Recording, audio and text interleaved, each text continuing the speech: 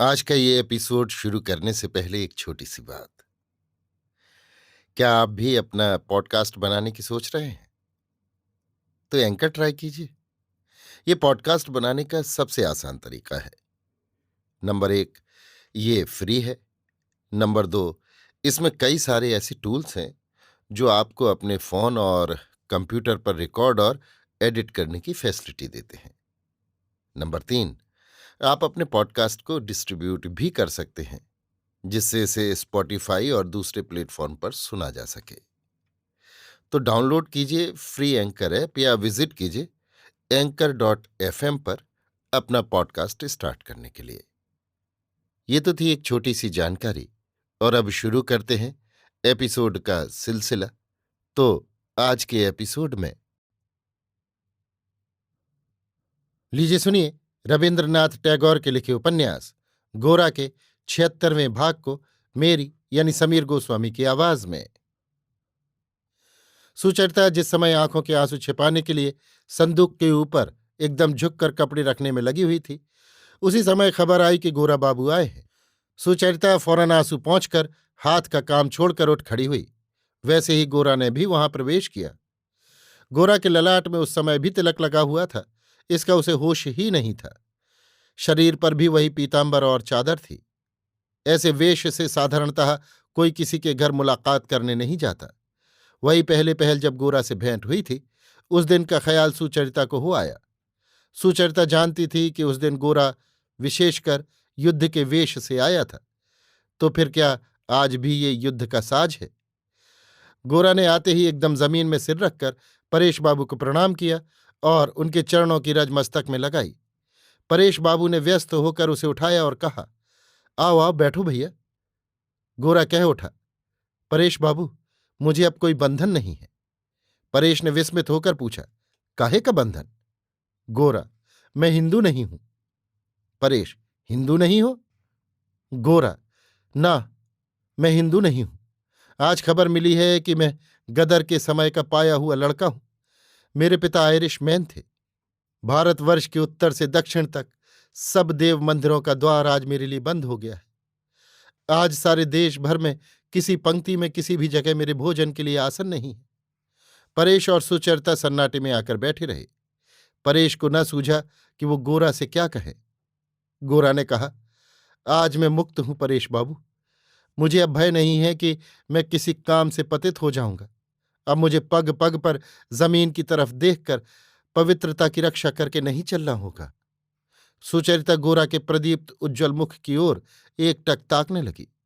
गोरा ने कहा, परेश बाबू, इतने दिनों तक भारतवर्ष को पाने के लिए मैंने संपूर्ण हृदय से, मन वाणी काया से साधना की, मगर एक न एक जगह जाकर रुकावट पड़ती ही गई।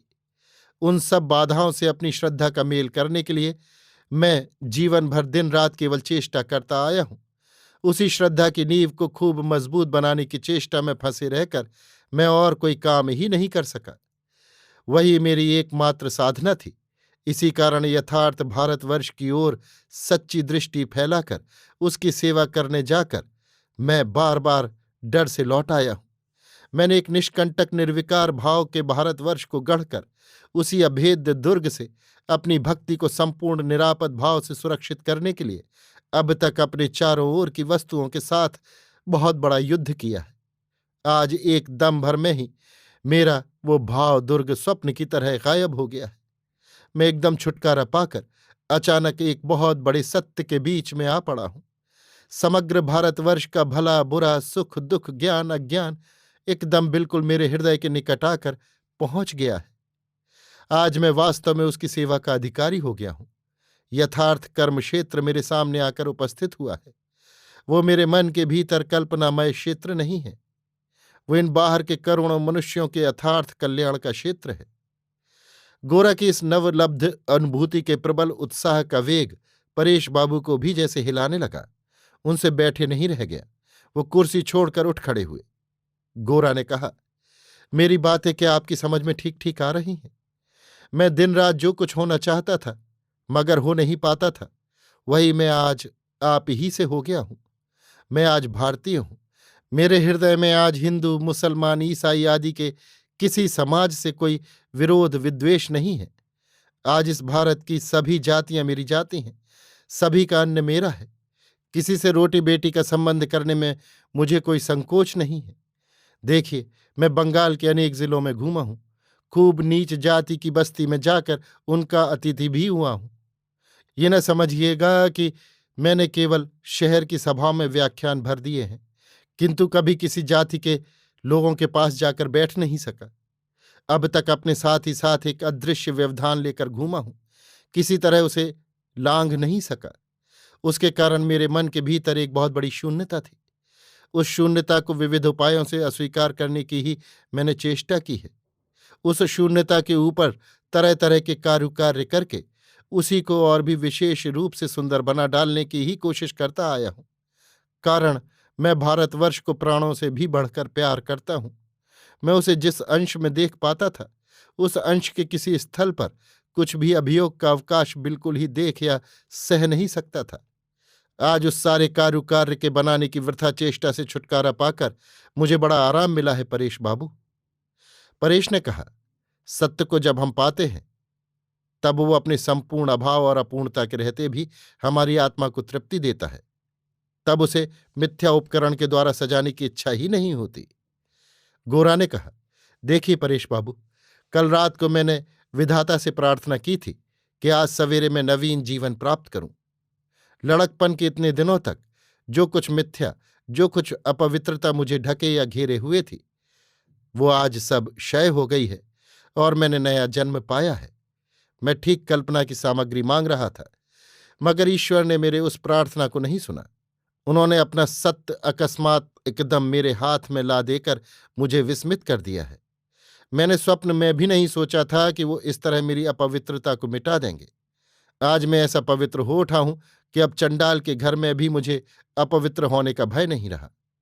परेश बाबू, आज प्रातःकाल संपूर्ण अनावृत चित्त को लेकर मैं भारतवर्ष की गोद में आ बैठा हूं।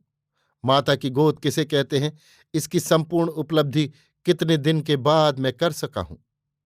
परेश ने कहा, गोरा, अपनी माता की गोद में तुमने जो अधिकार पाया, उसी अधिकार के भीतर तुम हम लोगों को भी बुलाकर ले चलो।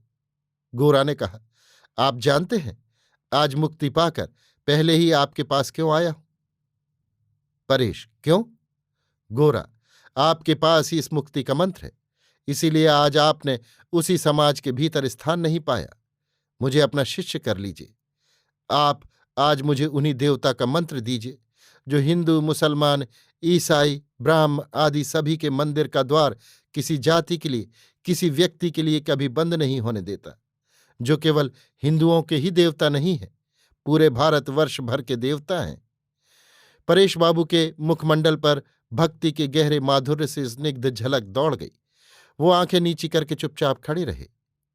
इतनी देर के बाद गोरा ने सुचरिता की ओर फिर कर देखा।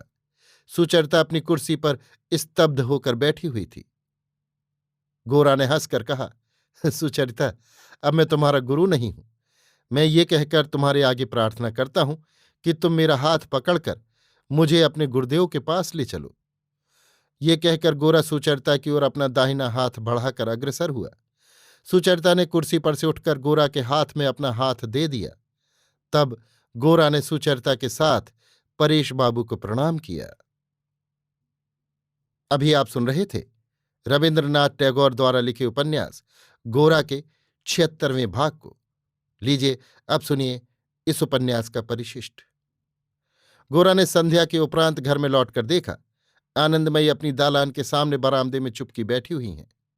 गोरा ने आते ही उनके दोनों पैर पकड़कर उन पर अपना सिर रख दिया। आनंदमयी ने दोनों हाथों से उसका सिर उठाकर चूम लिया। गोरा ने कहा, माँ, तुम ही मेरी माता हो। जिस माता को मैं ढूंढता फिर रहा था, वही मेरे घर में आकर बैठी हुई थी। तुम में जाति नहीं है, विचार नहीं है, घृणा नहीं है। तुम केवल कल्याण की प्रतिमा हो। तुम ही मेरी भारत माता हो। माँ, अब जरा अपनी लक्ष्मीनिया को बुलाओ, उससे कह दो मेरे लिए जल ला दे। तब आनंदमयी ने गोरा के कान के पास मुंह ले जाकर अश्रु गदगद कोमल स्वर में कहा, गोरा, अब जरा विनय को बुला भेजूं। अभी आप सुन रहे थे रविन्द्रनाथ टैगोर के लिखे उपन्यास गोरा को मेरी यानी समीर गोस्वामी की आवाज में। ये उपन्यास अब यहीं समाप्त होता है।